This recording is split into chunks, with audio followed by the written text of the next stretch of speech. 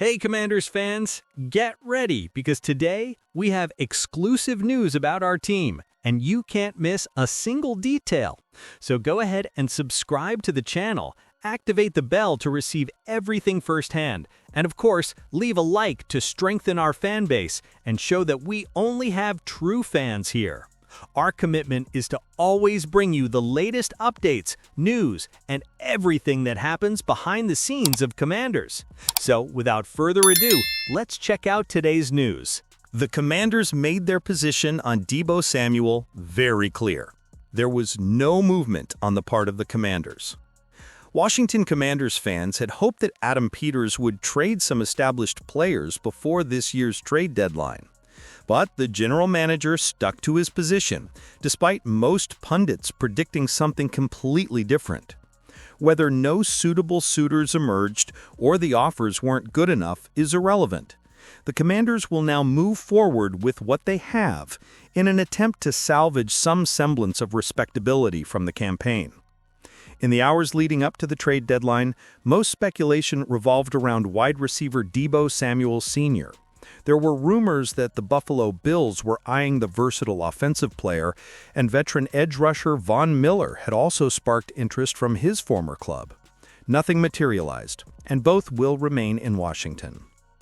The Commanders stood firm in their pursuit of Debo Samuel, despite last-minute rumors about the trade deadline. This also made the Commanders' position regarding Samuel very clear. They would need a substantial offer to even consider parting ways with the All-Pro, indicating he has a good chance of securing a new contract when his current one expires in 2026. Samuel's performance has dipped in recent weeks. He's been recovering from a heel injury and deserves recognition for persevering and helping a team depleted by injuries at the wide receiver position. There was much to admire in his dedication at the start of the season, but with quarterback Jaden Daniels also out of action, it remains to be seen how influential he can become. It was surprising to see Peters remain inactive at the trade deadline. The Commanders have no prospects for success this season, and the team's owner only has 6 picks in the 2026 draft. Undoubtedly, there have been talks, but nothing concrete has materialized. The Commanders will have to roll up their sleeves and try to deal with the extreme turbulence. Samuel will be crucial in leading this change, and if he performs well, Peters may reward him with a new contract, provided the terms are satisfactory to all parties. At the very least, Samuel will have the chance to be a focal point, rather than just a cog in the machine. He would have had a better chance of competing with any team interested in his services at the trade deadline. Still, it's a longer trial period to prove he's capable of becoming a significant factor in Washington or anywhere else in his 30s. Only time will tell, but Commanders felt Samuel was worth more than the compensation the suitors were rumored to be willing to pay. News: Commanders sign wide receiver Trayon Burks to the roster. The Washington Commanders remain active behind the scenes to bolster their roster amidst the wave of injuries that has plagued the team this season. And on Tuesday, an important move was confirmed. The team signed wide receiver Trayon Burks, a former first-round draft pick who now officially joins the 53-man main roster. The information was released by NFL Network. Burks had been in Washington's plans for several weeks. The receiver was signed on October 17th after being released from the injured list by the Tennessee Titans last month. Since then, he had been playing on the Commanders' practice squad, awaiting a new opportunity to show his potential. That chance came last Sunday, when he was promoted to the active team and participated in the 38-14 loss against the Seattle Seahawks, recording a reception for 14 yards in his return to the field. The decision to make Burks a main roster member is part of Washington's strategy to deal with the numerous losses in the receiving corps. Coach Dan Quinn and his staff are facing a real injury crisis at the position. Terry McLaurin is dealing with a quadriceps injury and is still questionable for the next game against the Detroit Lions, while rookie Luke McCaffrey suffered a fractured clavicle and is expected to be out for the remainder of the season. In addition to them, the team also placed cornerback Marshawn Lattimore, who suffered a torn ACL, on the injured reserve list, alongside wide receiver Noah Brown, sidelined with a groin injury. With so many absences, the arrival of Burks represents an immediate boost and a new opportunity for the player to revive his career. The 25-year-old wide receiver was selected with the 18th overall pick in the 2022 draft by the Tennessee Titans, coming from the University of Arkansas. At the time, he joined the franchise as a key piece of the trade that sent star A.J. Brown. However, injuries have been a constant obstacle in his career.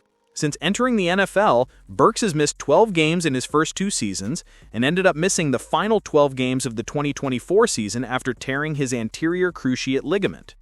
Even with these difficulties, Burks still shows glimpses of the talent that made him one of the most promising prospects in his class.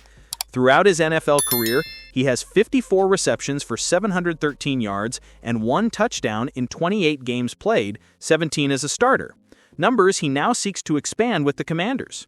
A trade proposal brings together the Commanders with a former starting quarterback valued at $180 million. If the Washington Commanders truly believe they can still make the playoffs, and they may be the only team that still believes that, then there's a possibility they'll have to sign a backup quarterback for the remainder of the season. That might come in the form of a familiar face, with Max Dybul of the Heavy proposing that the Commanders could make a deal with the Atlanta Falcons for their current backup quarterback and former Washington starter, Kirk Cousins. This also assumes that what we all saw happen to the Commanders in the humiliating 38-14 loss to the Seattle Seahawks, a grotesque injury to star quarterback Jaden Daniels' left arm, was a season-ending injury. Dybul believes the Commanders could acquire Cousins in exchange for salary cap relief and by assuming some of the burden of the 4-year, $180 million free agent contract he signed with the Falcons before the 2024 season.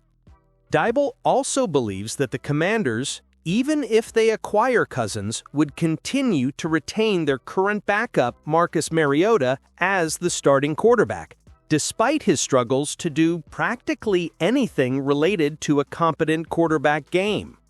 Quote, Washington isn't going to trade for a starting quarterback, if they're going to trade at all, and Cousins comes with the second half of a $27.5 million base salary to consider, so Atlanta won't get a high draft pick in return if they give him up, but a mid to late third-day draft pick and the assumption that Cousins is still owed between $5 and $7 million of his salary seems almost a bargain at this point. Daniels is out, possibly for the rest of the season, and the Commanders, who will likely continue playing to win after last year's NFC title challenge despite a 3-9 start, need a backup quarterback for Mariota. End quote. The Falcons, one of the worst-managed teams in the NFL. The Falcons have used the last few years to show how you can really take a promising franchise and its fans to ruin. Much of this revolves around Cousins, for whom they paid dearly in 2024 free agency when he was recovering from a ruptured Achilles, only to then select a quarterback in the first round a month later, with Michael Penix Jr. going 8th overall. The Falcons decided to bench Cousins late last year, giving Penix the starting spot, which seems not to have helped him become a decent starting quarterback. Penix